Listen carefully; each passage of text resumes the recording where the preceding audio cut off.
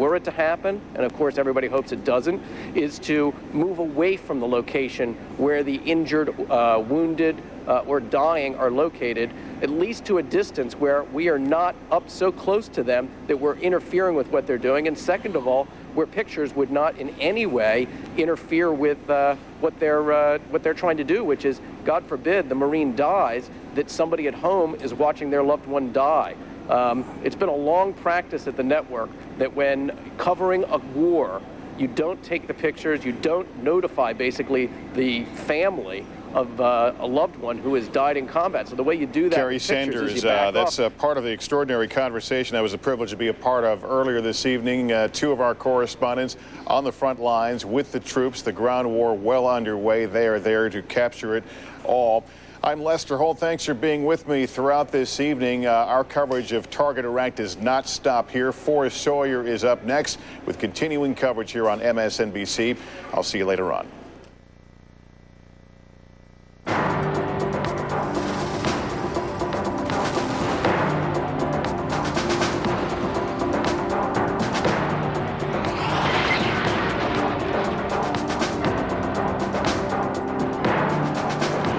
And a very good morning to you, everyone. I'm Forrest Sawyer. It is 1 a.m. on the East Coast. Here is the latest in Operation Iraqi Freedom. U.S.-led forces continue their ground assault from Kuwait into Iraq. As you recall, there were a series of artillery barrages, the 3rd Infantry Division punching a hole and moving on up into Iraq. British troops storming the Al-Faw Peninsula at the head of the Persian Gulf. That a key route for oil tanker traffic. And we hear that there are explosions heard near the southern Iraqi city of Basra, and troops have been racing very quickly there, facing no resistance. Now, U.S. intelligence does believe that Saddam Hussein, possibly both of his sons, this is very important stuff, were inside the Baghdad compound struck by American missiles on Wednesday night. Was the Iraqi leader injured? Perhaps he was even killed. What was that tape we saw? American officials believe that the videotape of Saddam that was broadcast after the strike may actually have been recorded prior to the attack, but the people we talked to are saying they are not at all sure at this point, and they want to be very, very careful. Secretary of Defense Donald Rumsfeld confirming just today the U.S. is in fact in touch with Iraqi forces. This includes some members of Saddam's elite Republican Guard, high-ranking members, we are told, and these are talks about surrendering. NBC News is hearing preliminary reports of wide-scale surrender by some other Iraqi forces, the 11th Division, which is down in the south. These are regular forces, the kind of forces that one would expect to surrender relatively quickly. They did the same thing back in 1991. Of course, we urge you to stay tuned for MSNBC. As all details come available, we will give them to you. We remind you, we do recap the latest headlines on the Iraqi crisis for you every 15 minutes. That's at the top of the hour, at 15 minutes after, 30 and 45 here on MSNBC. So you can always tune in and get the latest. And for that matter, drop in on the web. We've got some good coverage there. We're very proud of it. It's iraq.msnbc.com. Complete coverage, as well as the Target Iraq Interactive Library. And that includes in-depth analysis, a slideshow, video, all this sort of stuff. You'll find it at iraq.msnbc.com. Of course, a lot of the work that is being done is coming right out of Doha, Qatar. That is where Central Command is based. With the remarkable technology that we have nowadays, they are able to understand and literally see in real time this very complicated battlefield in a way that they never have before. David Schuster is at CENTCOM right now with the latest. David, what's going on now? Well, Forrest, to that end, the big word we've been hearing the last couple of days has been flexibility, and it becomes very curious when you combine the reports of intelligence believing that Saddam Hussein was in that bunker, when you combine that with the surrender talks involving the Iraqi Republican Guard, and the fact that by all accounts, the maneuvers of the Marines and the infantry that are heading into central Iraq was not according to the original war plans. It starts to make it all sort of very curious as perhaps whether or not maybe General Tommy Franks saw this sort of huge opportunity. Perhaps General Franks not telling what the administration and the military commanders may suspect. But in any case, while they are appearing to sort of be winging it to some degree in central Iraq, in southern Iraq, by all accounts, the war is going according to what military planners had suggested it would go over the last couple of weeks, and that is in Basra, which is a key southern town. It's a Shiite town that doesn't have a lot of love for Saddam Hussein, in part because of the brutal put down of the rebellion there 12 years ago at the end of the Persian Gulf War. The military and commanders here at CENTCOM still very interested in making a very big show at Basra of the liberation of Basra, Iraq's second largest city, in the hopes that the jubilation and the celebrations in the streets might break the back of Iraqi soldiers and the rest of the country. As that is going on, some sad news, of course, here at Central Command, the U.S. Central Command reporting and confirming the first American casualties in this war. 4 crew members on a CH-46 transport helicopter and 12 British Royal Marine Commandos who essentially were being transported back from Iraq over Kuwait. That chopper crashed at approximately 3 a.m. Baghdad time. This would have been in the middle of the night. Central Command says there's no indication whatsoever of any enemy fire or hostile fire. Every indication that weather perhaps was an issue. And when you look at the fact for us that the pilots of this particular chopper were using night vision technology, these particular helicopters have 2 rotors which tend to kick up a lot of dust and can make it very difficult sometimes to sort of figure out exactly where the ground is, and sometimes your judgment can be thrown off. Indication that perhaps that was a problem may have contributed to the crash. But in any case, 16 soldiers killed, 4 Americans, 12 British soldiers, the first fatalities of the war as we know it. But again, Central Command, still no briefings planned, and that, of course, is raising even more intrigue in the sense that we had expected that by this time they would be talking a little bit about the larger picture, but maybe because this sort of big picture is something that is new to them, or maybe they're changing plans very rapidly. Right now, the sort of official big picture as to what is going on, that is still under wraps. Forrest? David Schuster in Doha, Qatar. Thank you very much, David. And as you can imagine, there is a lot of speculation that is going on right now about exactly what may be happening with those talks that we have heard about from so many different sources. Carl Rochelle is with the Pentagon right now. He has been there all through the night at his listening post, as we say. Carl, what are you hearing at this point?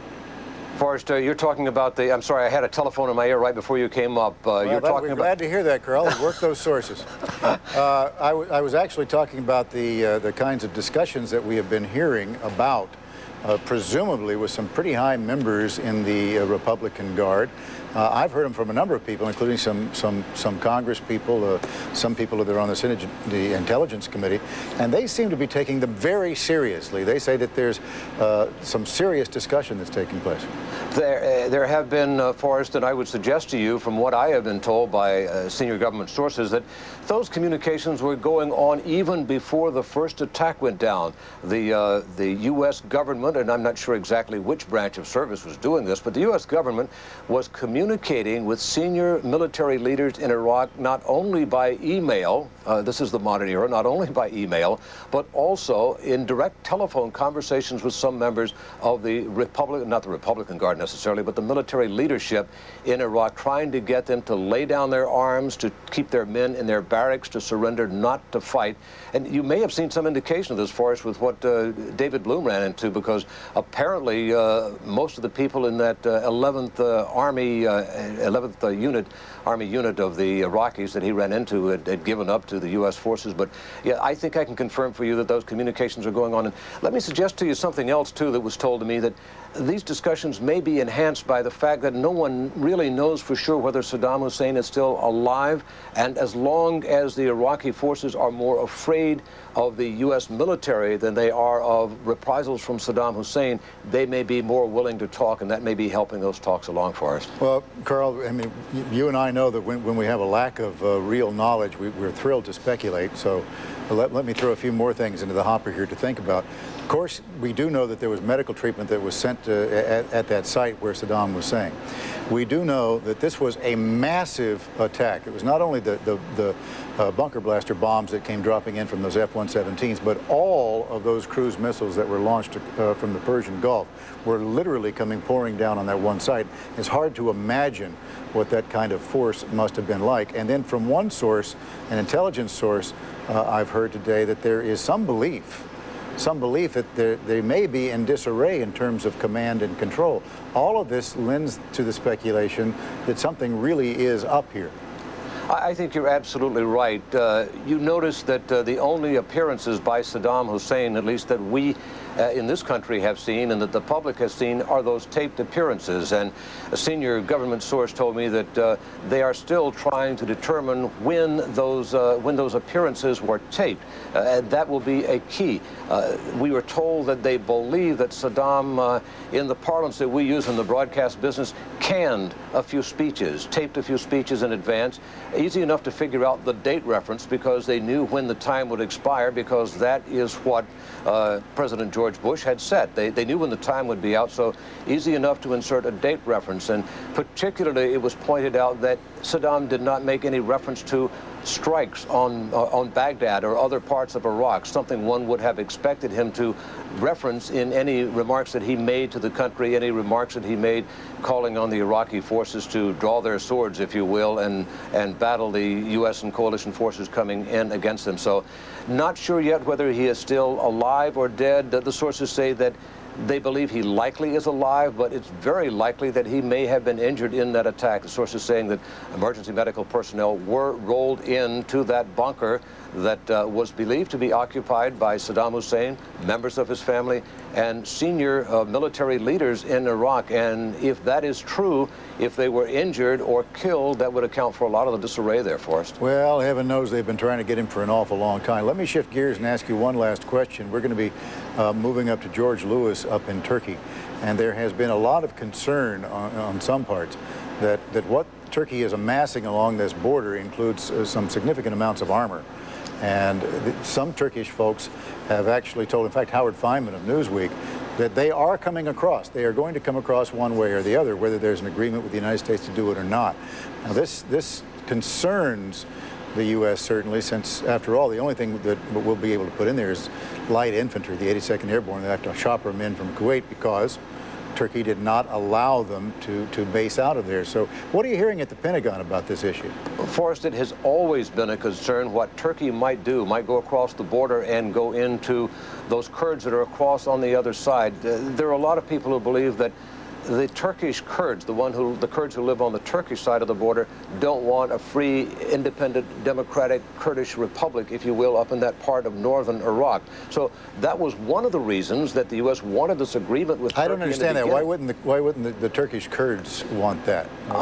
It is a political issue because they would be operating differently from the Kurds who were in the Turkish. One set would be under the Turkish government, the other set would be free to establish their own Kurdish republic, if you will, and there would be some dichotomy between the two sides of it. Wouldn't that be a problem for Turkey because they would be afraid of the establishment of a free Kurdistan that would include part of their country? Exactly, and that's why there was concern about Turkey putting forces across the border into Iraq in that Kurdish area. They wanted U.S. forces to be in that area.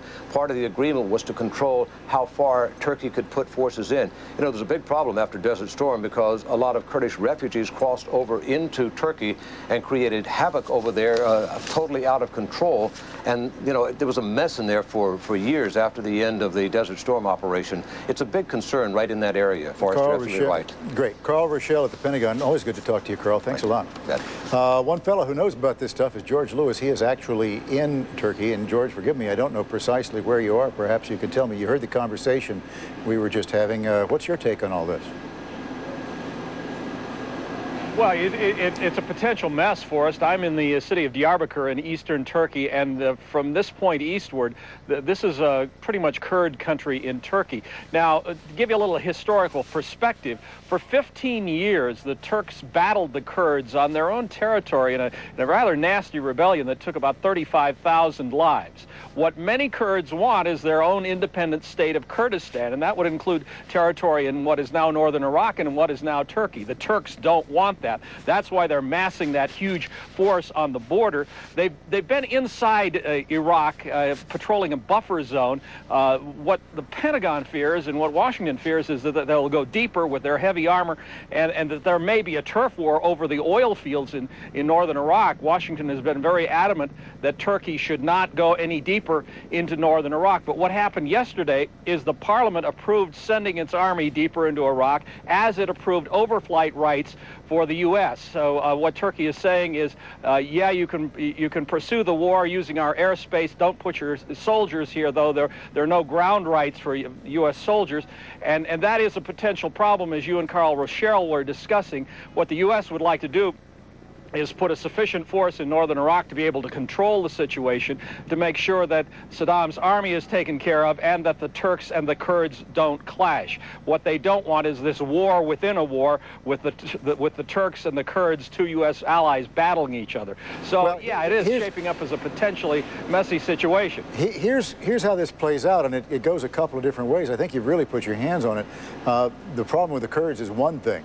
But if they take some of that armor and decide to go merrily on down to Mosul and Kirkuk, where the oil fields are, the United States hasn't got a thing in the world that they can do militarily to stop them, and they won't try because it's a terrible political mess. So now you got a fait accompli. You got the Turks who are controlling these oil fields, and I presume the only thing that will prevent them from doing that is the political consequence of not being allowed in the UN and the NATO consequences, and perhaps losing some U.S. aid. But I have to believe those oil fields look mighty pretty to them. Oh, yeah, the oil fields are a very tempting target for all concerned. The Kurds want them, the Turks want them. What the U.S. wants to do is try to establish this new independent Iraq and try to get everybody working together within that framework. That's going to be the tricky part. It's always been that winning the war, defeating Saddam's army, might be the easy part. Managing the consequences of winning that war may be the hard part. And what the U.S. doesn't want is having to fend off a NATO ally, Turkey, that's been our ally for 50 years. They want the Turks to cool it, and they're hoping that in Ankara, in the Turkish capital, cooler heads will prevail.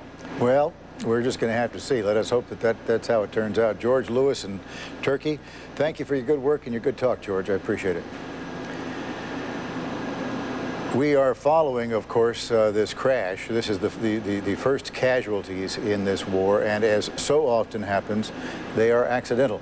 Imagine how many helicopters have been going up in the air to be able to move these folks. The 101st moves by helicopter. The 82nd Airborne moves by helicopter. The Marines come choppering in, and as it happens, it was a Marine helicopter, something like a Chinook, a little bit smaller, as a matter of fact. It's called a Sea Knight, double-rotored helicopter. Been around for a long time.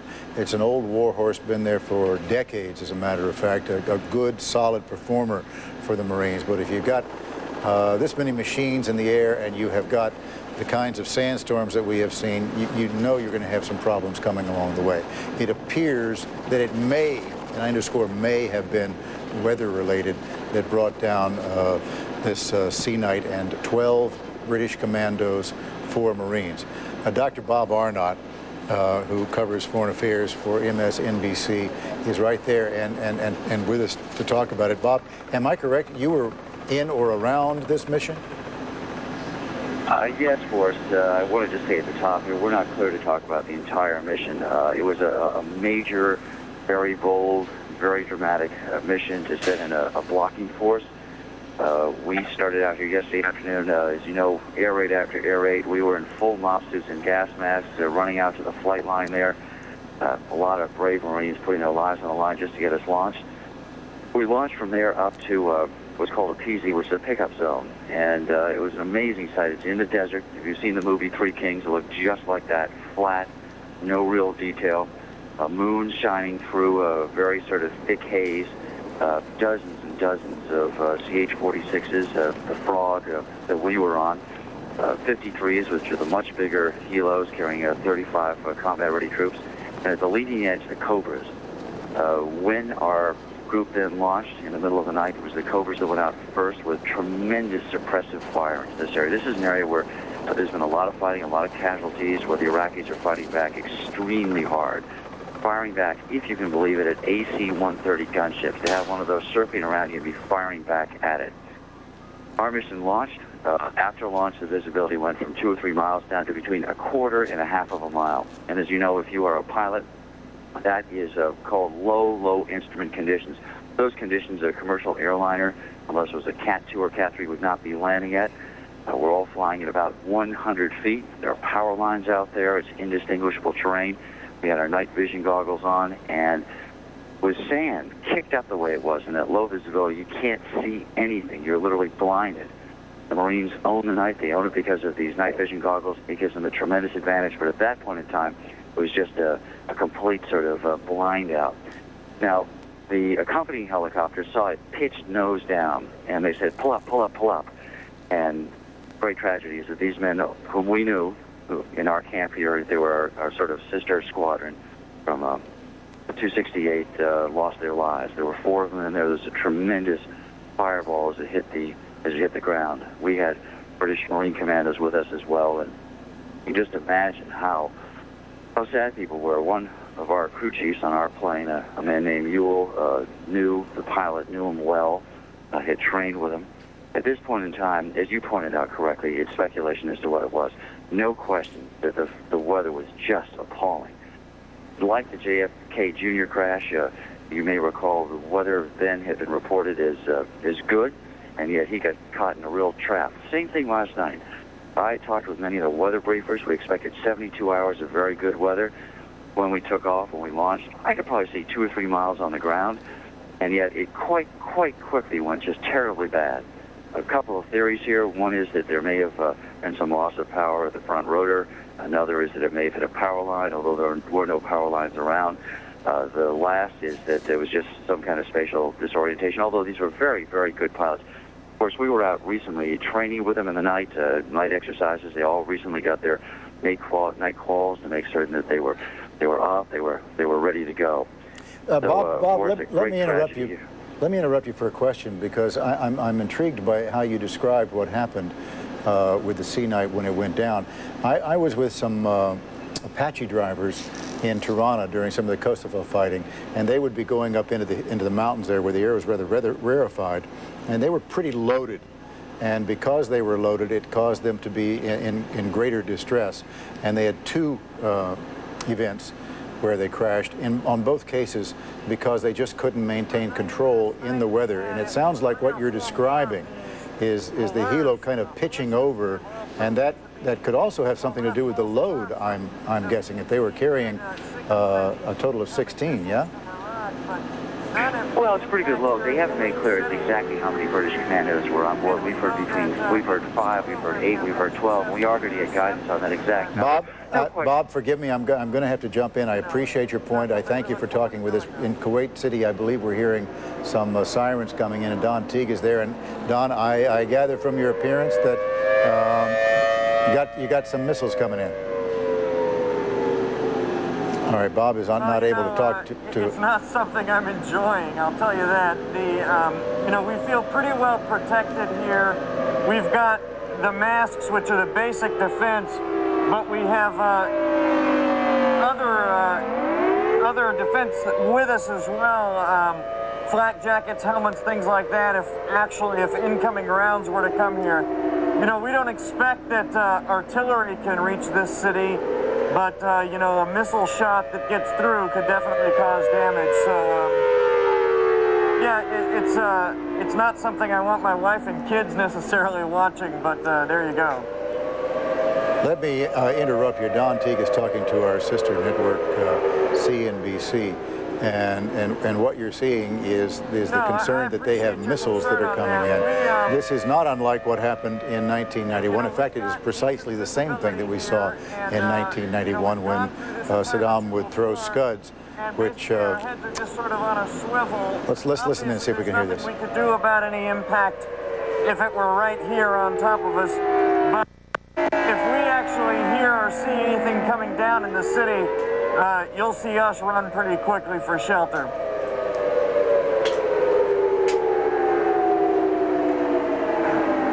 Thank you.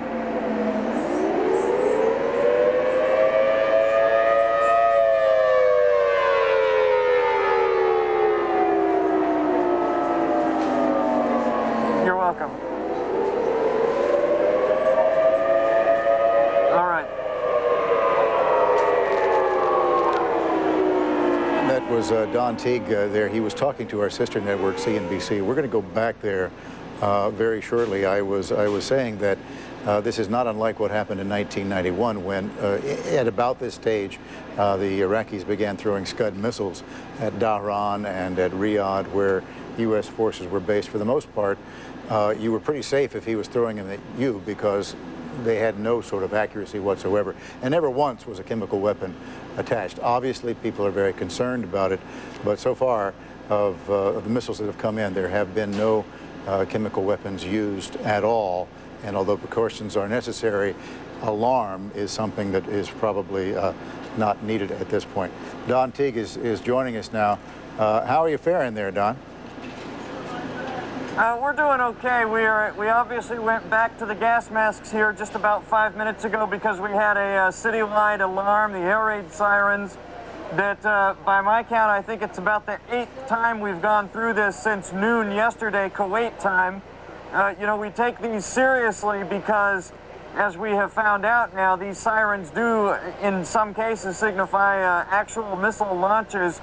Fortunately, for the residents here in Kuwait, they've been intercepted by Patriot missiles in times past, but we haven't been given the all clear here yet. So, you know, we're going to do the thing and stay masked up here and just keep our eyes open and wait for that.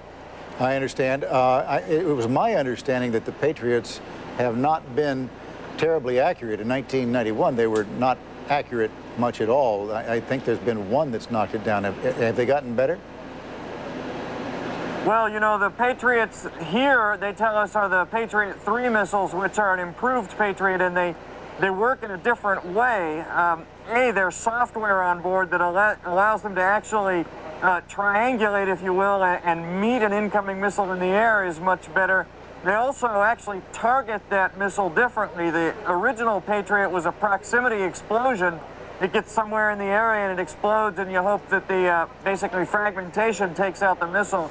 The Patriot they have here now, and the ones that we've seen scattered all around this country, is designed to be a direct hit. It sort of hits like a bullet, taking out that other missile that's incoming, and it's supposed to reach them much further out. So, you know, what we've seen, the military has confirmed a total of 3 incoming missiles over the last couple of days, and they say they shot down at least 2 of them and haven't determined how the other one came down, but the good news is no one has been impacted by those incoming missiles yet. All right, Don Teague in Kuwait City. Do stay safe there, Don. And one can take heart in the knowledge that it's very difficult to disperse chemical weapons. They tend to land and not go very far, so this is not a simple technology. Unless you're able to explode it in the air over an area, it doesn't disperse very far. And there are a lot of people who don't think that Saddam Hussein, at least at this stage in fighting, would be willing to use chemical weapons because it would turn world opinion against him so strongly. Let us move from Kuwait City to what some refer to as the pointy end of the spear. It is the 3rd Infantry Division that drove out of Kuwait City and punched that hole out there using artillery fire to allow U.S. and British forces to move out, heading toward Baghdad and then also moving off in the direction of Basra, and they've been moving there very quickly. Our own David Bloom is right out there with them, and this is just how remarkable our own technology is as it catches up with the technology of the military. These are live pictures of as far forward a force as there is, I do believe, David. I mean, you're about right there on the edge, aren't you? We are, Forrest. We're with the 315 Infantry of the 2nd Brigade of the U.S. Army's 3rd Infantry Division, and these soldiers were literally the first ones to cross over into Iraq last night. The attack began with artillery around 8 p.m. our time. It's now coming up on about 9:30 in the morning here, so it's 13 and a half hours ago. Behind me are some of the soldiers who are in this infantry division. Guys, come over for just a sec. And these guys were among the first to actually head out into Iraq. Their mission, the artillery was hitting 2 observation posts. The idea was to knock out those observation posts because they didn't want the Iraqis to be able to get word back to Baghdad as to where the routes were that the U.S. forces were coming through. Tell me your name and where you're from. Specialist Schultz, Lucas, from La Crosse, Wisconsin. Okay. And tell me about this mission. It went pretty smoothly, I think. I think we did a pretty good job. Now, you guys are infantry, and what you did was you sort of made a beeline for these observation posts, right? I mean, you set up kind of a blocking force so that other forces could then move in? Roger. We cleared the way. Okay. And tell me your name and where you're from? David Dreyer from Cleveland, Ohio. Okay, David. And tell me about the mission that you guys undertook last night. Well, we just followed the artillery, and there's pretty much nothing left, and we just set up and let everybody pass through. When you say there was nothing left, what David's saying is that there were these two large observation posts containing anywhere between 10 and 30 Iraqi soldiers apiece. And as I say, the mission of this lead element of the 3rd Infantry Division was, frankly, to wipe those soldiers out because they didn't want anyone making a phone call or anything like that back to Baghdad to say, hey, this is the route they're coming through, because obviously the routes are critical in terms of how they'll go up to Baghdad. Let me talk to one more soldier here. Tell me your name and where you're from. Sergeant Kevin Blackman from Columbia, South Carolina. Okay. And tell me about you're in this Humvee, right, with the machine gun on top, is that right? Yeah, with the 3rd Military Police Company out of Fort Stewart. We're attached to the Bravo Company 315. So tell me what your mission was last night and now today. Just pretty much just go along with them and any possible enemy surrenderies, anything like that. We just kind of take control of them and take care of them. But as I understand it, there wasn't anyone left to surrender, is that right? To my knowledge, no. Right. I want to introduce you to one more person here who's making the rounds here this morning. This is the chaplain for the 315, Steve Hommel, and he just happened to be walking by here talking to these soldiers. Tell me what you're doing in this situation now, chaplain. Well, the main thing is just, going around, talking to the soldiers. We're all kind of experiencing it together and, getting through it. You've got a unique perspective on this because you were in the 101st Airborne in the First Persian Gulf War, left to go to seminary school, then decided to come back into active duty. So you can not only talk to these men about their faith, but you can also talk to them about what it's like to be in combat. Yeah, that's a big thing. The first time that I went in, I was an infantry sergeant. And, having gone through it once and coming back again, I don't have... those fears of the unknown. I mean, what do you really know about warfare if you haven't been there? Just the movies and your imagination. So one of the things I do is I tell the guys, it's not going to be as bad as you think it's going to be. Now, it's not going to be good, but it's not going to be as bad as your imagination can make it. And, trying to talk to them about just living one day at a time. Okay. And I think that's pretty much the consensus of all of us here who are combat veterans, talking to the guys who haven't been here before. Chaplain Steve Hommel and the other guys, thank you all so very much. We appreciate it. So the spirits are pretty high here right now. As I say, they've encountered only light opposition thus far. There are 3 Iraqi army divisions here in southern Iraq. We're getting reports on the military radios that at least one of those Iraqi armor divisions has capitulated, signed the capitulation documents, surrendered, which, if accurate, and we have no reason to believe that it's not, clearly is what the U.S. military hoped for. That is that those regular army forces from Iraq would not be the ones to fight, that they would by and large be willing to give up, go back to their garrisons, put their vehicles in a circle to let them know that they're friendly, fly the white flag rather than the Iraqi flag. So for all those reasons, these guys, once the main elements of this force get in, remember the 3rd Infantry Division is 20,000 soldiers, 250 tanks, hundreds of Bradley infantry vehicles. Once those get in here, then this force will pick their routes and start heading north toward Baghdad, where they're likely to face more stiff opposition from the Republican Guard and the Special Republican Guard, which are right now in these belts encircling Baghdad. Forrest? David, I'm intrigued by this report that you have that there are some surrenders. I believe, based on something that I had read that you had reported... Forrest, I'm sorry if you're talking to me right now, but I've lost this sat phone IFB. I'm going to try to redial it, but right. I'll get back to you in a minute here. All right. There goes David Bloom. This is what happens. We do love our technology, but sometimes it doesn't work as well as we would like. Let us check back in with Don Teague, who has been enduring the occasional siren. It's just part of life during war in a city like Kuwait City. Don, how's that gas mask? You got it off yet? There, Don Teague. I recognize you now. Yes. What you're hearing there is the all clear siren. I would say we had the 9th air raid alarm that we've had since about noon yesterday, 8th or 9th. It's hard to keep track. And, you know, we are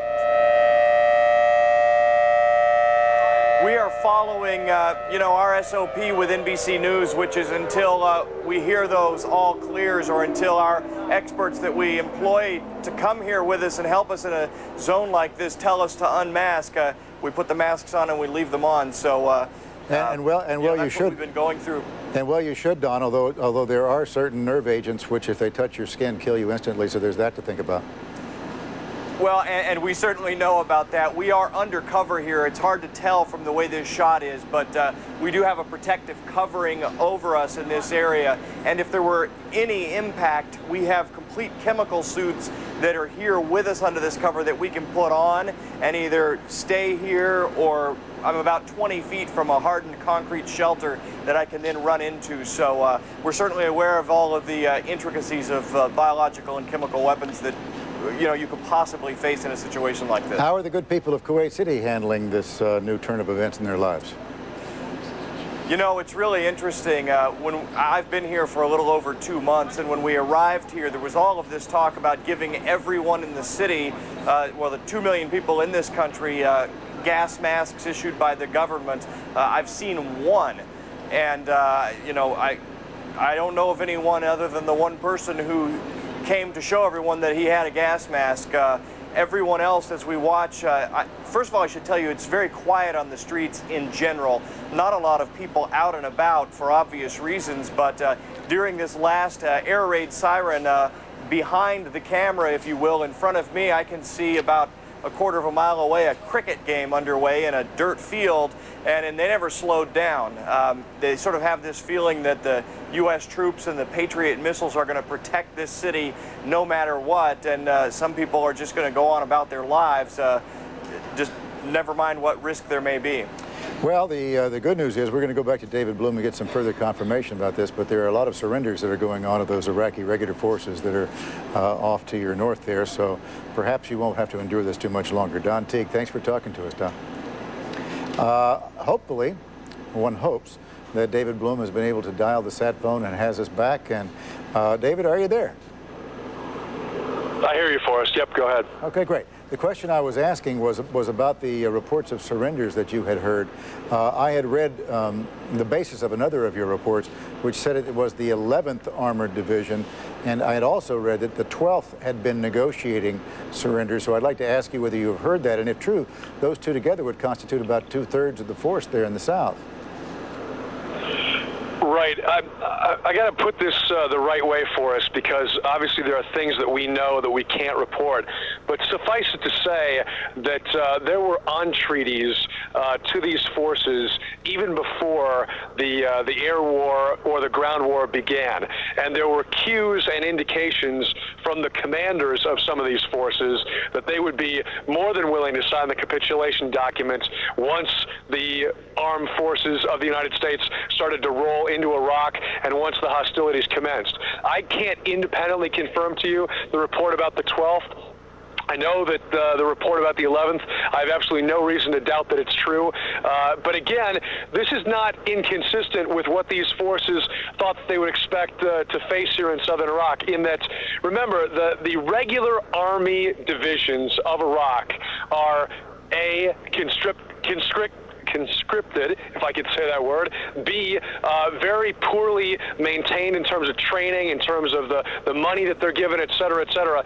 So there was an expectation, if you will, on the part of the American forces, certainly a hope on the part of the American forces, that they would be more likely to surrender. Now, having said that, it's the Republican Guard, and you don't want to belabor this or beat the drumbeats too loudly, but the Republican Guard is encircled around Baghdad, and they have large numbers of tanks, heavy artillery, a much more formidable force for the Americans to face. They still think that for example, the range on their tanks is far better for the Americans. They're not, if you would say, worried about these forces, but they're much more formidable opposition. And of course, the Special Republican Guard is the one that's actually inside Baghdad, much tighter quarters. So to say that these regular army forces, or at least some of them, are capitulating, are surrendering, are choosing not to fight is A, not a surprise, and B, doesn't take away the much more daunting mission that these soldiers might face in the next couple days. Well, indeed, and here's the problem about all of this, David. You recall back in 1991, the forces were literally surrendering just as fast as they could find the Americans. I even had some surrender to me because they were just looking for anybody who looked Western. If you get this many people who are surrendering, that in itself is a problem, which is why the U.S. has been saying perhaps their commanders could keep their sidearms and they could just march those guys back to the barracks and have a seat till this is all over. So how are they handling it? You're exactly right there, Forrest. In fact, if I was back inside the M88 that we're traveling in, I would show you the capitulation form, both in Arabic and in English, which the commanders have to sign. And one of the things is that those commanders become responsible for those forces. Yes, there's a small U.S. armored force that guards them, that watches over them. That what they tell them to do is to put their vehicles, I'm just going to use my foot here, they put their vehicles in a square, point their gun turrets in, march their soldiers back into the barracks, and what they're told is, look, as long as you guys don't do anything, we're not going to fight you. If you make any sort of offensive maneuver whatsoever, we're going to unleash the Apaches, we're going to unleash the F-16s, we're going to unleash the artillery, we're going to unleash the tanks. So once you sign this document, you've capitulated. Now, I'll tell you another thing about what you alluded to in terms of the surrenders. What they've done is, A, they've beefed up the military police. They've also set up enemy prisoner of war camps inside of Iraq. They've established those so that they can flow those enemy prisoners of war into those camps much more methodically, much more organized fashion than they did in the first Gulf War. And in addition to that, some of the most heavily armored of the American forces are going to try to avoid those garrisons, etc., and move through other routes so that they don't have to get confronted with having to deal with those prisoners of war. It's really interesting, and it's an indication of the, I don't mean to be rude, but the disdain that the United States has for these regular forces, because they're going to leave them essentially to their rear and drive on and not particularly worry about them, which under ordinary circumstances might not be the best policy. That's right. I mean, obviously, with, for example, 20,000 soldiers in the U.S. Army's 3rd Infantry Division, they feel like they can leave enough of a force behind so that they can safeguard themselves. And remember, what they're going to do is they're going to have the soldiers in one place and their weapons in another place, perhaps a couple miles away, so that any move that they would make from one garrison to where their weapons and their vehicles are stored would be evident to the American soldiers there. But you're right. Having said that, what they want to do is not get distracted by those regular Army forces. They want to just keep plowing on toward Baghdad, confront what they see as the crown jewel of the Iraqi military, such as it is, wipe that out, and if they do that, they believe that they'll accomplish their mission, which is the collapse of this regime. Yeah, my guess is they could leave 5 guys there to guard 200,000, and they'd probably be just fine. The ones that I talked to, I remember I talked to one who had surrendered, and he actually was a medical student in Chicago. And he had flown back to Iraq and got caught and was conscripted and sent up to the front to go live underneath the rain of rolling thunder from the B-52. So he was so thrilled to see the Americans, he was practically dancing. And I think there's going to be a lot of that. Well, First of all, I'm glad that you can say conscripted better than I can. Second of all, Forrest, what I would tell you is that, just to add to that story, some of these Iraqi soldiers were trying to surrender to the American forces even before the war began. They went up to the Kuwaiti checkpoints, were told, look, we're not going to let you come into Kuwait. Once the hostilities begin, you can surrender, not before. So clearly there are some forces that are eager to surrender, but I mean, not to belabor this point, but I don't think we want to make too much of this. There are still vital missions that, for example, the 3rd Infantry Division has to undertake. There are still, major targets of opportunity and more formidable forces that they could face. So while the first few hours of this ground war are going perhaps as best as could be expected, we don't know what lies ahead. Oh, you have to agree about that. I mean, the question never was what was going to happen there in the desert in the south. We knew that the regular army was going to roll over. Ultimately, it is going to come to that point where you have to invest Baghdad, and assuming that there are no surrender talks, and one hopes that there will be, that's what it's really going to come down to. It's going to come down to what those Special Republican Guard forces do, whether they fight to the end or they don't.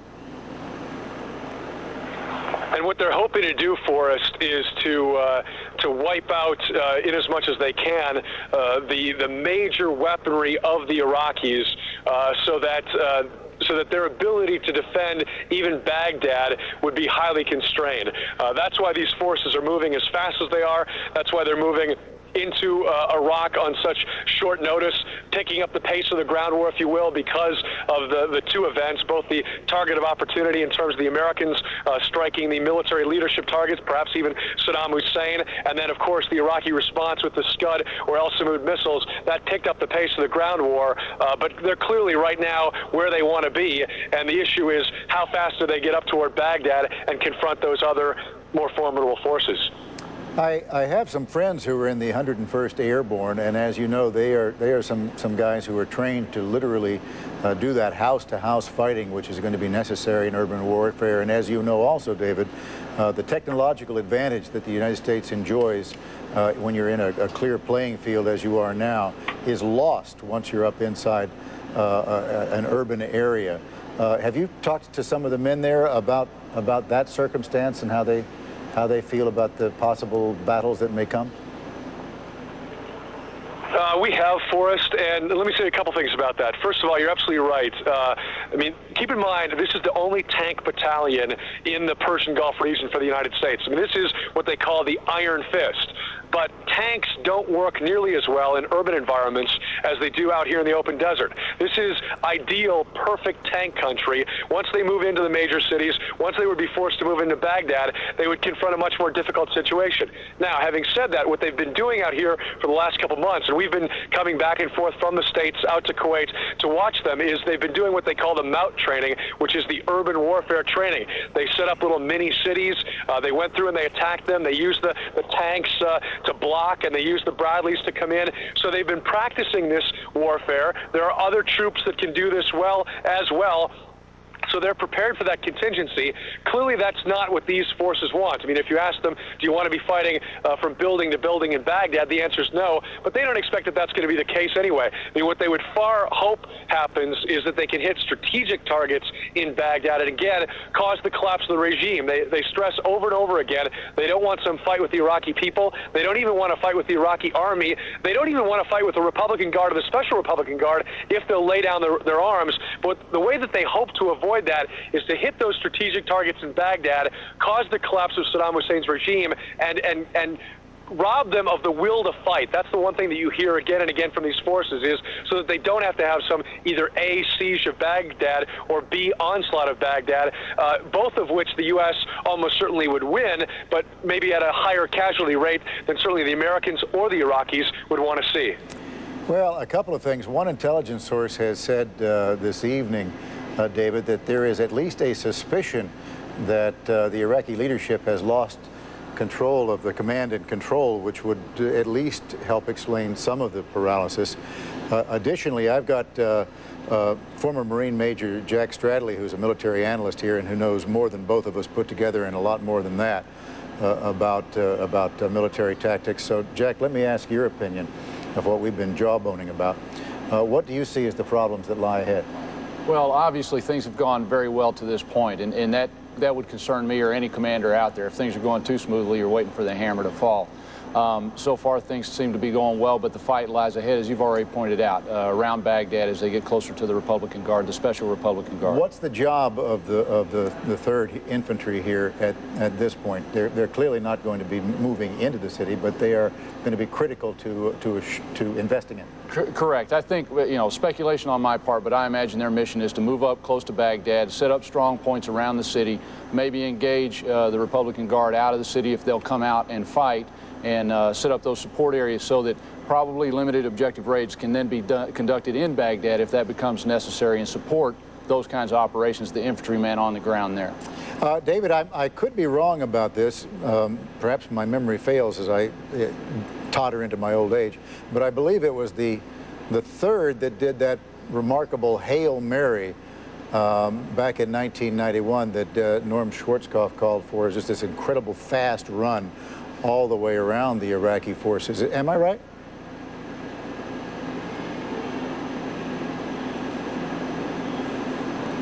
David, did you hear the question that I asked you? No, I'm sorry, Forrest. I didn't hear you. I was talking to one of your producers. Tell me again what you're saying. Forgive me. I said I could be wrong about this, but as I recall, it was the 3rd Infantry that did that remarkable Hail Mary maneuver back in 1991, which was an incredibly fast, literally just a run, so that their logistical tail had all manner of problems. It was it not? It was. I mean, they went by a different name then. It was the 24th Infantry Division, but it's the same group. That was commanded by General Barry McCaffrey. This is commanded by General Buff Blunt, but it's the same, it's the same elements. In fact, the 3 task force commanders that we're out with here are all Persian Gulf veterans from that renamed 24th, now part of the 3rd Infantry Division. And what they made was what you'd call the big left hook to sweep around the Iraqi forces and surprise them.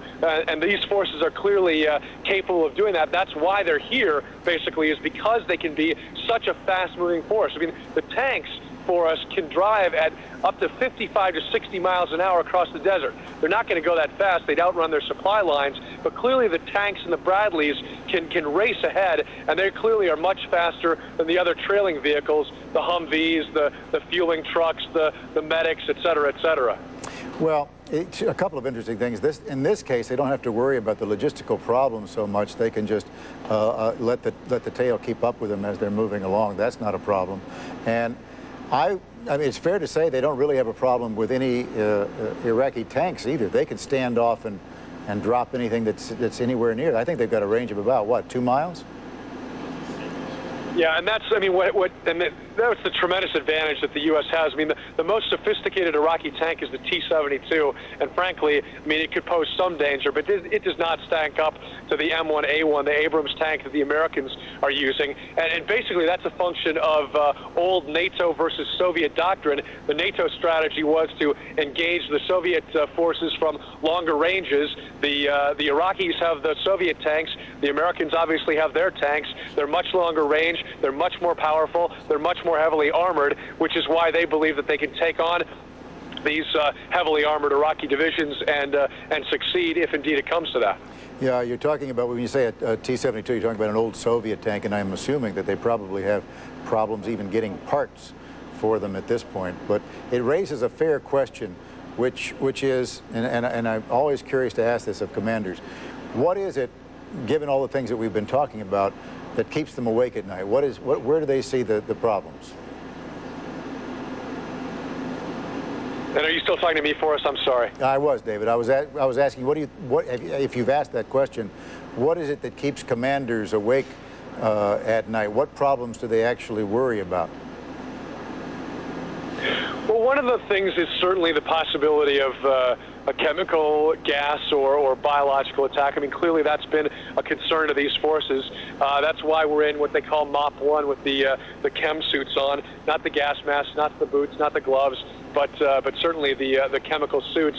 And obviously I got my gas mask right here. So that's a concern. Although you alluded to this before, when you were talking about Kuwait City, a force like this that's moving along, and we're stopped right now because the other elements of the force are catching up with this. But I mean, by and large, this force will be rolling along, and a force that's moving along is very hard to hit with artillery strikes. I mean, clearly, especially given, as you said, the inaccuracy of the Iraqi missiles. Their artillery is a little bit more accurate, but a force that's rumbling along, very difficult, especially with these desert winds in terms of that. I mean, obviously, one of the other things they worry about is their supply train in terms of the fuel. These Abrams and these Bradleys consume a lot of fuel. I think that it's about 7.5 miles to the gallon or something like that. I mean, they burn a lot of fuel as they're rumbling through the desert. So you got to keep your fuel trucks up. What they've got is they've got the smaller 2,500-gallon fuelers, which can keep up with the Abrams and the Bradleys, and then they've got the 5,000-gallon tanks, which come up beside those, refuel the 2,500s, and then the 2,500s go and catch up with the Abrams and the Bradleys. So those are two of their concerns. And then obviously the fact of the matter is, there are, as I keep saying, large Iraqi tank divisions to the south of Baghdad, which some force is going to have to confront. And so the question is, is this force one of those that confronts those? And are they up to that challenge? They're clearly not concerned about their training. They're not concerned about their equipment. They're not concerned about their morale. They're not concerned about the ability of the U.S. forces. They've got not only these formidable ground forces, but they also have air support from the A-10, the Thunderbolt, vehicles, better known as the Warthogs, which can loiter over the skies and do with their Gatling guns and missiles very close air support, knocking out those Iraqi tanks. They've got the Apache attack helicopters, which can also fire the Sidewinder missiles. They've got F-15s in terms of air-to-air battles, which are not likely to come because the Americans, frankly, control the skies, at least as far as we can see, but also the F-16s, which can do the air-to-surface attacks. So it is a very daunting task. I don't know if you were listening to us earlier. We were talking to Sergeant Major Bob Gallagher, who's one of the real stars of this 3rd Infantry Division. He's a former Ranger, and you'll recall in Black Hawk Down, he was one of the ones who led the elite Rangers in to rescue those downed helicopters. And he said to us, good thing the Iraqis are surrendering. They didn't have any choice. Now, clearly, that's not going to be the case all along. And as the military commentator who you were talking to, voiced the concern, you don't want these forces to become too upbeat, too complacent. They're not. They're just positioned right now, ready for their next task as the rest of this force rolls in. I just want to tell you, you mentioned the Warthog, which is one of the ugliest planes ever built. I don't know if you can hear me, but I lost you once again here, so I'm going to redial. All right, well, we've lost it, David. We're about to lose the hour here, so we will pause. But thank you. That is, of course, David Bloom, who is really in a remarkable position. Jack Stradley sitting here beside me to be able to see this war as it is prosecuted. And I was saying that the Warthog is an incredibly ugly plane, and it is much maligned. But I fell in love with this plane in 1991 when I was standing across with some Special Forces guys from an artillery battery. And they still use the old tactic of trying to walk toward you, which is they fire at you and it misses, and then they sort of re-ratchet, and then they try to walk toward you. And we're standing there eating some fruit salad, waiting to see if they were going to hit us. And they had called in a Warthog, which comes drifting in like the ugliest butterfly you've ever seen, throws off a little chaff, comes back around, smashes the artillery battery in 2 seconds, and then drifts on home again. And at that point, I fell in love. Well, a lot of people are in love with that airplane. It's literally a flying tank. It's heavily armored. It carries a lot of munitions, and it's designed for this kind of warfare. Like you said, it can take a lot of incoming fire and still give better than it takes. Jack, are you surprised by how this war is faring at this point? I mean, we were all sort of poised and on our toes, waiting for shock and awe. And it comes in on little cat feet. Well, I think it's interesting because I think that maybe the target of opportunity, going for the leadership, that opportunity that presented itself on the first night, the administration took that chance, fired some Tomahawks in there, dropped some bunker busters in there, and then decided we've got nothing to lose by kind of waiting or going slow and see what the effect was. And if, in fact, we did decapitate the regime and they capitulate in the next few days, then we were very fortunate. It's clearly what they're doing, and what a surprise it was. David, I hear you are back with us, and we have time for just one last question, which is about your welfare. I'm curious how the rhythm of this is going and how much you and the men you are with are able to get some sleep and get some food and to stay rested as you move toward what is clearly going to be a much more stressful environment up around Baghdad. Difficult to get much sleep in a moving M88, I can tell you that. But having said that, we cut a few hours of sleep because, as I said, because these guys were the lead element of this force, we left earlier than everyone else. But as a consequence, we stopped earlier than everyone else as they sort of grabbed this foothold out here in the desert. So when we stopped, we tried to catch a couple hours of sleep. Basically, you're kind of sleeping kind of knotted up in a position like that, but it's better than no sleep at all. As far as eating, we're eating the MREs, the meals ready to eat, which, frankly aren't that bad. Maybe if you're back in the States and have the option of some home cooking or a restaurant meal, you choose that instead. But out here in the desert, it beats the alternatives. And frankly, I found that the vegetarian meals contain a lot of fruit, which is always nice when you're out here in the desert. We're getting plenty of water, and the fact of the matter is, for us, is that I said this earlier. We're journalists. We're here to do our job. There's a certain degree of detachment that you have to have in that role because, well, it's easy to report on the U.S. military in this situation when things are going well. If things go poorly, we're going to have to say that as well and lay that out as explicitly as we are telling the good story right now. But having said that, these soldiers are taking good care of us. I mean, they've wrapped us in their warm embrace, and as a consequence, we're very well provided for. We're very well taken care of, and we definitely feel a kinship with these guys, even as much as there is that obvious professional distance that you try to maintain. Forrest? Well, David, as you know, these are good and honorable men, and they are the best of us, and you are in good hands. I'm going to let you go. I'm going to do some recaps here as we move toward the top of the hour, but I thank you. I wish you Godspeed, and you stay safe with all the men out there. Thanks, Forrest. Take care. Let me just bring you up to date on where things are at this point. As you can see, the 3rd Infantry Division is moving right along at a pretty fast clip, heading toward Baghdad.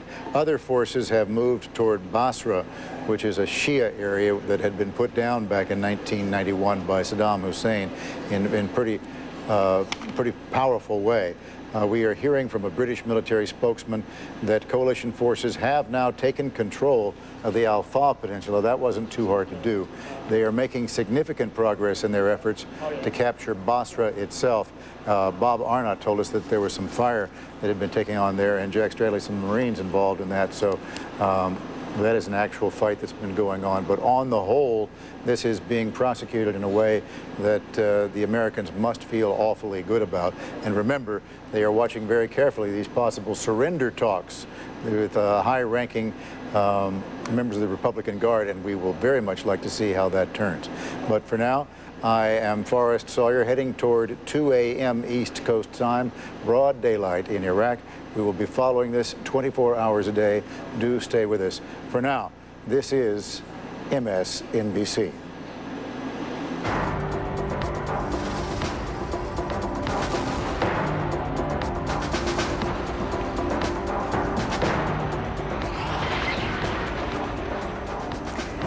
Good morning to all of you on the East Coast. It is 2 o'clock in the morning. I'm Alex Witt with our MSNBC continuing coverage of Target Iraq. 11 p.m. Good evening to those of you on the Pacific Coast.